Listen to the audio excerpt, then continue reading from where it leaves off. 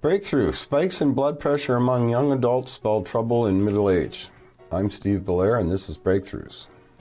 Wide swings in blood pressure readings among young adults are associated with higher risk of cardiovascular disease by middle age, a new analysis led by Duke Health researchers shows.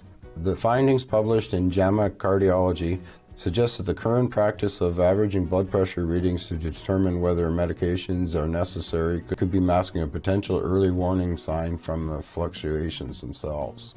If a patient comes in with one reading in December and a significantly lower reading in January, the average might be within the range that would appear normal, said lead author Turco Yano, MD, PhD, assistant professor at Duke's Department of Family Medicine and Community Health.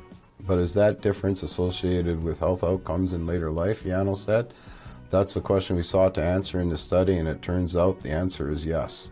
Yano and colleagues arrived at their conclusion after analyzing 30 years of data from a large, diverse cohort of young people enrolled in the coronary artery risk development in young adults study between March 1985 and June 1986.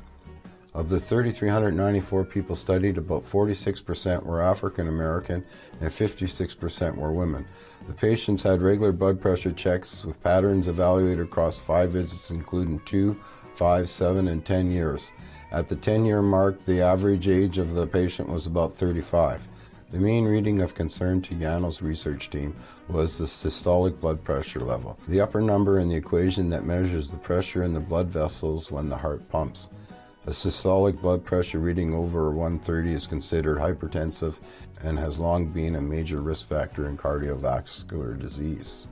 Over those years, study participants reported 181 deaths and 162 cardiovascular events, which included fatal and non-fatal coronary heart disease, hospitalization for heart failure, stroke, transient ischemic attack, or stent procedure for blocked arteries. The researchers found that each 3.6 millimeter spike in systolic blood pressure during young adulthood was associated with a 15% higher risk of heart disease events, independent of the average blood pressure levels during young adulthood and any single systolic blood pressure measurement in midlife. Current guidelines defining hypertension and assessing the need for antihypertensive therapies ignore variability in blood pressure readings, Yano said.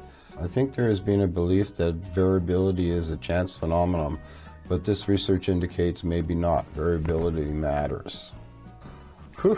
I'll leave a link to the full article in the description, and as usual, please like, share, subscribe, and take care.